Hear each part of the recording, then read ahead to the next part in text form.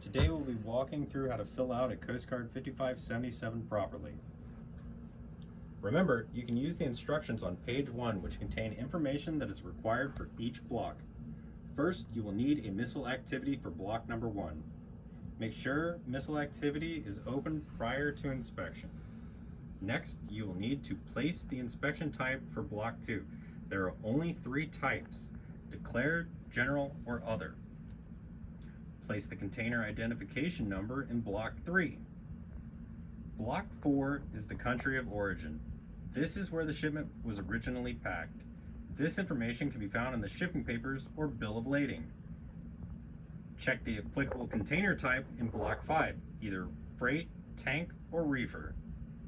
Place the date of the inspection in block 6 in the correct format, which is 2-digit daily code, 3-letter month, and 4-digit year. For example, 14 MAR 2023. Block 7 will be the terminal, port, road, or other location where the inspection is being conducted. Block 8 is where you put the time of the inspection. This will be in local time. Block 9 is the address of the involved parties.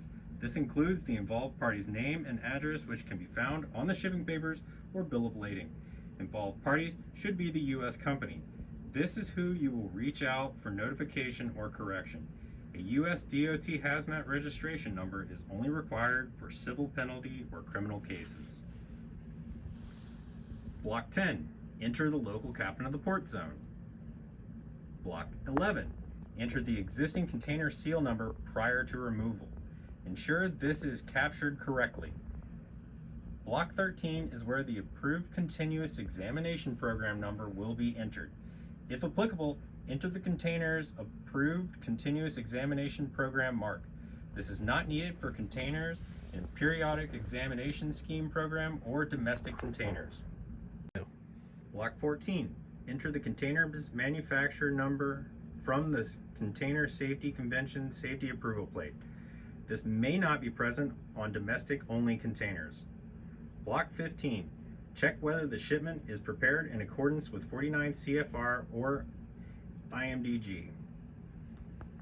Block 16, check whether or not the inspection was conducted as part of a multi-agency strike force operation.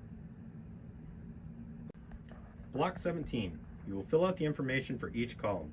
You will number and describe each deficiency you found during the inspection. The description column is where you will describe the nature of the deficiency identified. Be as descriptive as possible, but you don't have to write the standard/regulation being cited. Cite the convention or CFR reference you are using. Write out what action must be taken. Action taken or required is where you will indicate further action required to clear the deficiency. If the deficiency is able to be cleared on the spot, then that's all that is required. More complicated issues may require the shipper to reach out to the inspectors in order to game plan how best to safely move the shipment. Don't feel the need to be overly descriptive, as it's the shipper's responsibility to work with the inspection team to ensure that the shipment can move safely to its destination. Additional instructions can be placed in the section within this block. This can include information instructing the shipper to get in contact with the inspector and how to do so. Block 18 is where the inspector will check the appropriate control action for the deficiency, such as whether the shipment as a whole or the container itself is detained. Repair required is checked when serious structural deficiencies, in accordance with IMO Circular 138, have been observed and appropriate repairs are required prior to releasing the container. Reinspection required is selected when the container has not been examined in the time frame as per the periodic examination scheme.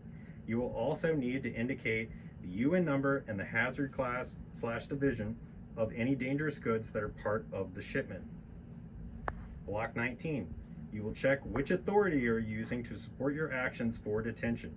49 CFR 453.1 and 33 CFR 160.109 are circled for all structural deficiencies. 33 CFR 160.109 will be checked for deficiencies identified with the shipment. Lastly, 33 CFR 6.04 TAC 7 will be checked when conducting multi-agency strike force operations. Finally, you will sign and print your name. Then you will get the appropriate involved party signature at the terminal. Follow up with the terminal representative to ensure that the shipper is provided with a copy and the information to contact the inspection team in order to clear outstanding deficiencies. Page 4 of the 5577 has appeal procedures that you should explain to the involved party when you are notifying them of the inspection's results. And congratulations, you successfully filled out a Coast Guard 5577.